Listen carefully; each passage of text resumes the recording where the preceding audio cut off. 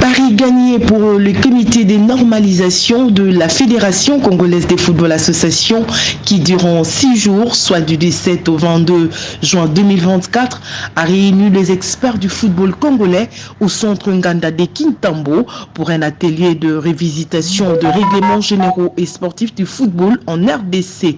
L'événement intervient 21 ans après les réformes des textes de 2003 et de 2019 qui n'ont jamais abouti. Cette fois-ci, près de 30 experts issus de ligues nationales et provinciales, de clubs, ainsi que de certains corps de métier, se sont réunis avec pour objectif principal de doter le football congolais d'une réglementation amendée conformément aux textes standards de la FIFA et de la CAF. Dans son mot de clôture, Dieudonné Sambisele Lunto, président du comité des normalisations, a remercié les participants pour le travail abattu, lequel permet de remettre le football congolais sur l'orbite en tenant compte de l'évolution mondiale.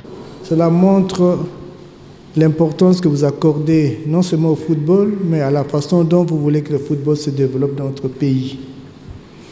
Et nous pensons que ce geste que vous avez fait en vous mobilisant durant une semaine, de vous enfermer ici pour remettre à jour les règlements généraux sportifs, montre que vous voulez vraiment accompagner le CONOR pour qu'on remette notre football sur le rail. Cela est très important. Cette étape fait partie du chronogramme assigné au CONOR. En ce qui concerne le RGS, je n'ai vraiment pas beaucoup de choses à dire, sinon vous remercier encore une fois de l'excellent travail qui a été abattu. Et je pense que les résultats, comme l'a dit le secrétaire général, est satisfaisant et que l'ensemble du peuple sportif congolais apprécieront ce travail. Organisé sous la supervision de Doudou Landou, team manager de Léopard Football Senior et de Maître Innocent Kibundulu, secrétaire général du comité des normalisations, qui revient ici sur les différentes innovations que présentent désormais les nouveaux textes du football congolais au regard de l'évolution actuelle. Nous avons mis l'ensemble de nos textes au même diapason que les textes de la FIFA et de la CAF. Dans les RGS, on a enlevé tout ce qui paraissait anachronique et dépassé. Nous avons mis nos textes au même niveau que ce qu'exigent la FIFA et la CAF.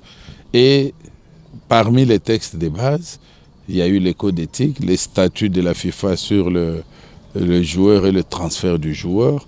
Nous avons pris aussi le code de discipline des 2 instances et bien d'autres textes qui sont vraiment intégrés dans notre arsenal juridique. Et il y a eu beaucoup d'innovations, tant dans les règlements généraux et sportifs que dans le code disciplinaire de la FECOFA.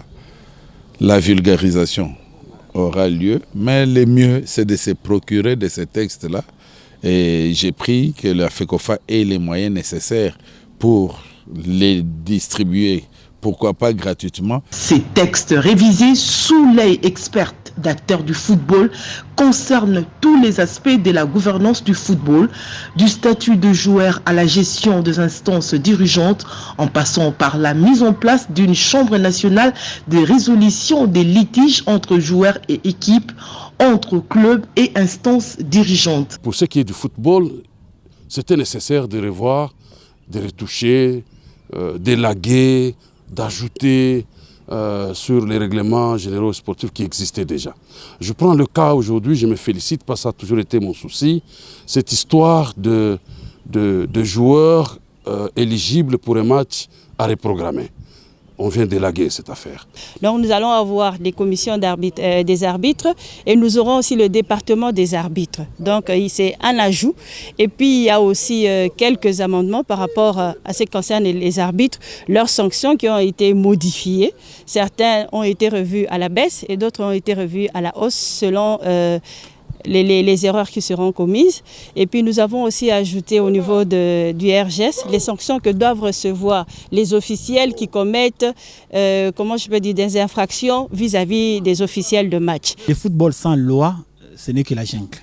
Les lois partent du terrain et en dehors du terrain et sur l'organisation. Les supporters doivent retenir qu'ils sont responsables et leurs actes, les clubs seront préjudiciés. Aujourd'hui, les gens viennent au stade insulter, se battre, casser. Mais dorénavant, on a beaucoup plus accentué sur ces sujets. Les supporters de tout club qui va s'égarer des dispositions réglementaires, la responsabilité reviendra à son équipe. C'est qu'à ce jour, en attendant que ces nouvelles dispositions soient promulguées, il faut que les uns et les autres, les supporters, les directions des différentes équipes prennent des mesures parce que ça sera vraiment très très serré. Et nous avons calqué surtout notre squelette par rapport aux dispositions de la CAF. Aussitôt les travaux terminés, une commission restreinte sera mise en place pour une sorte de mise en commun.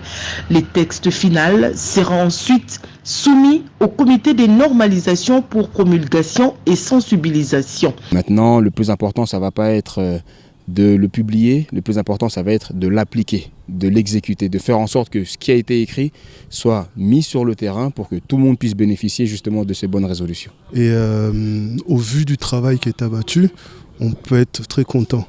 Et je pense qu'on peut aussi féliciter le travail qui est effectué par le CONOR, qui nous a réunis pour cet atelier. Et nous, en tant que direction technique nationale, nous sommes ravis de savoir que toutes les intelligences des avocats et des experts des différents domaines ont pris part à ces assises et que, en tout cas, je pense qu'à notre niveau, qu'aucun détail a été omis.